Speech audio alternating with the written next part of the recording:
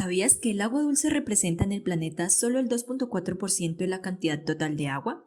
Pero ni siquiera esto nos garantiza poderla beber con facilidad, puesto que aproximadamente el 69% de esta porción aún está congelada en glaciares y casquetes polares. El otro 30% se esconde en el subsuelo, en pozos o acuíferos y, por supuesto, en las cuencas hidrográficas en forma de arroyos y ríos. Los ecosistemas acuáticos continentales figuran entre los más productivos de la Tierra. Son fuente de diversidad biológica y aportan el agua y la productividad primaria a las innumerables especies animales que de ellos dependen para su supervivencia. Además de unas 20.000 especies conocidas de peces, más del 40% vive en aguas dulces. Entre las funciones de los ecosistemas acuáticos podemos citar el abastecimiento y almacenamiento de agua, la mitigación de inundaciones, la recarga y descarga de acuíferos, la retención de nutrientes y sedimentos, la oferta de recursos hidrobiológicos, el refugio de especies incluidas las aves migratorias y las posibilidades como medio de comunicación, de recreación y de turismo. Por otro lado, los ecosistemas acuáticos son receptores de los procesos de contaminación de las diferentes actividades de los sectores productivos y por lo que además se constituyen un medio para la transmisión de enfermedades y de contenidos tóxicos. Los ecosistemas de agua dulce se dividen en ecosistemas lénticos y ecosistemas lóticos. Los lénticos son aquellos donde el agua interior se encuentra estancada o que no representan corrientes continuas. En ellos los ejes de variación o gradientes ecológicos más importantes se relacionan con la estructura vertical llamada columna de agua y con la diferenciación entre la zona litoral y la de aguas abiertas o limnéticas. Los ambientes lénticos poseen en general menos diversidad de microhábitats que los ambientes lóticos. Estos pueden ser naturales como por ejemplo lagos, lagunas, pantanos, humedales, entre otros, y también pueden ser artificiales como los embalses, estanques de acuiculturas y lagos artificiales. Por su parte, los ecosistemas lóticos se caracterizan porque en ellos el agua presenta un movimiento definido, continuo e irreversible. También se clasifican en naturales y artificiales. Entre los naturales tenemos los manantiales, ríos, quebradas, arroyos, estuarios y entre otros. Y entre los artificiales tenemos canales de riego y canales fluviales. En estos ecosistemas, la corriente es un factor determinante y selectivo respecto a las comunidades que en él habitan. Son ecosistemas abiertos debido a su estrecha relación con el sistema terrestre que lo rodea, ya que dependen de él para una parte importante del suministro básico de energía a través del aporte de materia orgánica. En cuanto al componente biótico de los ecosistemas acuáticos, se puede decir que el 40% de la producción primaria es canalizada inmediatamente a través del metabolismo bacteriano. Las bacterias convierten la materia orgánica disuelta por las algas autotróficas en materia orgánica particulada, la cual queda nuevamente disponible para la cadena de alimento. En estos ecosistemas tenemos el fitoplancton, que es el conjunto de organismos que se encuentran suspendidos por la columna de agua y se mueven a merced de la corriente. En Colombia se han registrado aproximadamente 1.314 taxas de algas. Los grupos de algas predominantes en aguas dulces tropicales se dividen en crisofita, que tienen como característica común conchas silíceas, como lo podemos observar. Las antofise son celulares, coloniales o filamentosas. También tenemos las crisofise, flageladas, unicelulares o coloniales. Las clorofita se caracterizan porque son algas verdes por el intenso brillo de sus cloroplastos.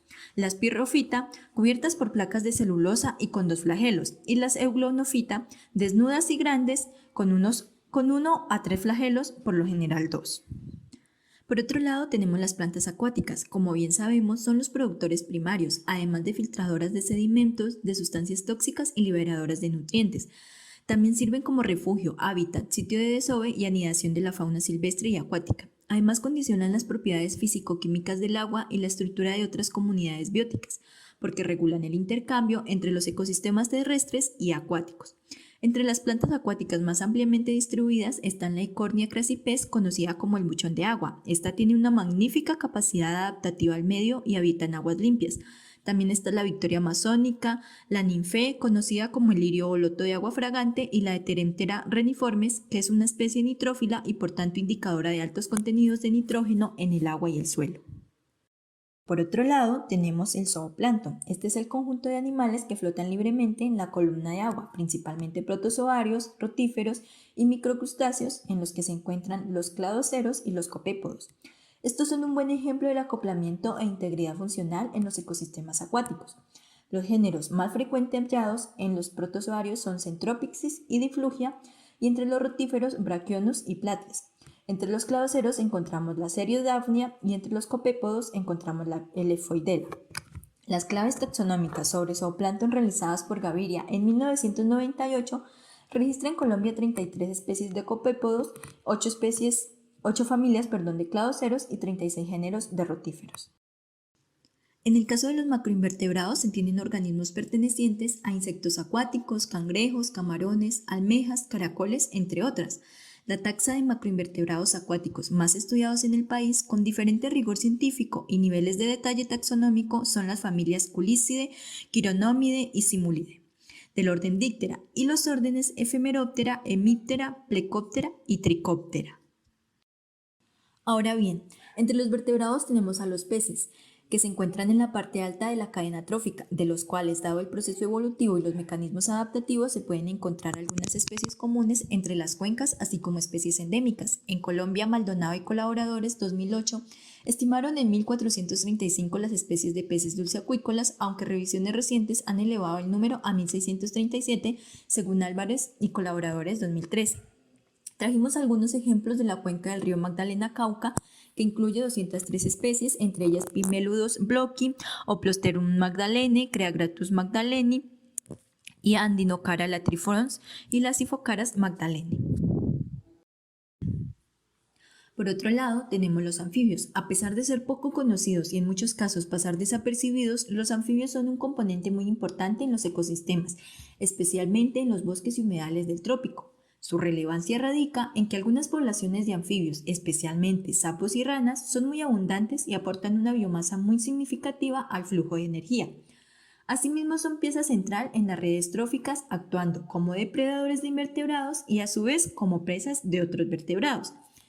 Entre estos tenemos la Pseudis paradoxa de la familia Ilidae, la cual es común en complejos cenagosos y sistemas de humedales de la región del Orinoco.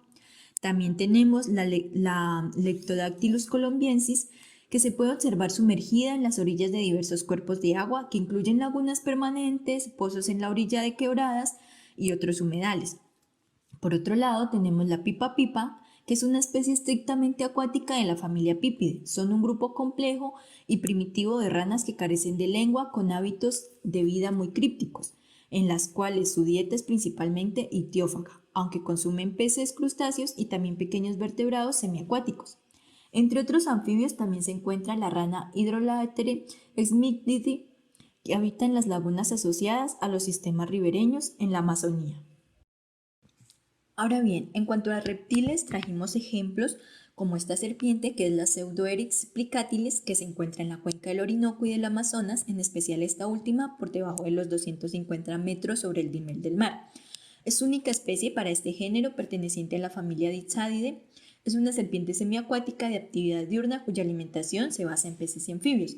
También se encuentran otras especies de serpientes acuáticas, tales como Micrurus surinamensis, Hydrops triangularis, entre el Orinoco y la Amazonía, y varias semiacuáticas del género Helicops, que se pueden encontrar en el Caribe, el Pacífico, el Orinoco, el Amazonas y el Catatumbo.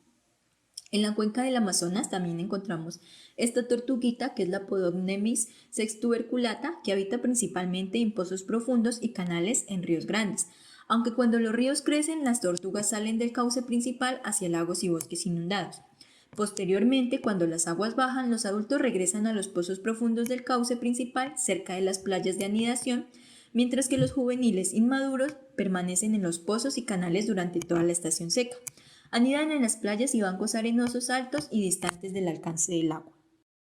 También podemos encontrar otros reptiles como el caimán llanero o caimán del Orinoco, crocodilos intermedios, que se encuentran en ríos grandes de aguas blancas y claras, en zonas inundables como lagunas, meandros y esterios cubiertos de vegetación acuática de las tierras bajas hasta los 300 metros sobre el nivel del mar de la cuenca del Orinoco. También podemos encontrar el caimán aguja. Este está presente en el mar, estuarios y ríos de las cuencas del Caribe, Magdalena, Cauca y Pacífico. Y también tenemos el caimán negro, que habita en lagunas grandes, ríos, bosques inundables y pantanos poco profundos de la cuenca del Amazonas. Por otro lado, los ecosistemas acuáticos son refugio de aves acuáticas tanto permanentes como migratorias.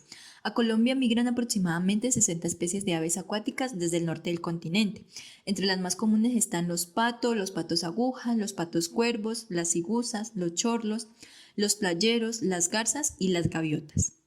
Colombia es un país con una gran riqueza hídrica representada por innumerables ríos, quebradas, arroyos, caños y un gran complejo de humedales lénticos con cuencas y subcuencas tan importantes como las del Atrato, San Juan, Magdalena, Cauca, Catatumbo, Meta, Guaviare, Inírida, Orinoco y Amazonas, que mantienen grandes extensiones de bosques y humedales, ofreciendo refugio a una gran cantidad de especies de fauna. Entre los grupos que experimentan mayor dependencia se encuentran los mamíferos, que ajustan sus patrones de distribución a la disponibilidad de este valioso recurso y a los gradientes altitudinales. Entre los mamíferos acuáticos corresponden pues a especies que cumplen su ciclo de vida y completamente en el agua. Incluye a los delfines, tanto marinos como de agua dulce, y a los manatíes. También tenemos mamíferos semiacuáticos, que incluyen las especies de mamíferos que tienen una dependencia del agua para complementar sus funciones de su ciclo vital, como alimentación, y que viven en cercanía a los cuerpos de agua. Este es el caso de las nutrias, algunos roedores, marsupiales y también murciélagos. Y tenemos mamíferos asociados a los humedales, que en general se pueden asumir que todos los mamíferos tienen algún nivel de dependencia con los humedales, tanto por acceso al agua como para proveerse de alimento, ya sean herbívoros o carnívoros. Entre estos se tienen primates, osos hormigueros, perezosos, armadillos y jaguares. Los factores limitantes influyen en la estabilidad y productividad de los ecosistemas acuáticos. Son tanto abióticos como bióticos. Los primeros son modificados de forma natural y por acción del hombre en determinados procesos. Dichas intervenciones alteran los ecosistemas, cambiándolos, aumentando o disminuyendo los factores de la biota, enfermándola o, en un panorama más pesimista, eliminándola y consecuentemente extinguiéndola. Entre los factores abióticos tenemos la temperatura, que es tal vez el factor que más influencia tienen los lagos, pues determina la densidad, la viscosidad y movimiento del agua. La temperatura juega un papel importante en la distribución, periodicidad y reproducción de los organismos. También tenemos la luz solar, el nivel de compensación, los gases disueltos, el pH, los sólidos disueltos y la conductividad eléctrica. Entre los factores bióticos tenemos los productores, los consumidores y los descomponedores. Los productores están constituidos por algas, algunas bacterias y plantas acuáticas. Son los responsables de la fijación de carbono a través de la fotosíntesis en un proceso conocido como producción primaria. Asociada a la producción primaria está la clorofila, la cual permite una elevación rápida de biomasa de las comunidades vegetales. En cuanto a los consumidores, a este grupo pertenecen los animales acuáticos, desde los protozoos hasta los vertebrados superiores, principalmente peces. No producen su propio alimento como los productores, sino que obtienen los recursos del consumo de otros organismos. Y los descomponedores, que tienen la función de mineralizar la materia orgánica, a ellos pertenecen los hongos y las bacterias acuáticas. Su papel es fundamental en la circulación de la materia dentro del ecosistema acuático. También permiten la recuperación de la energía contenida en la materia orgánica muerta y su transferencia a niveles tróficos superiores. La acción conjunta de estos tres grupos de organismos determina la productividad y el balance ecológico del sistema acuático.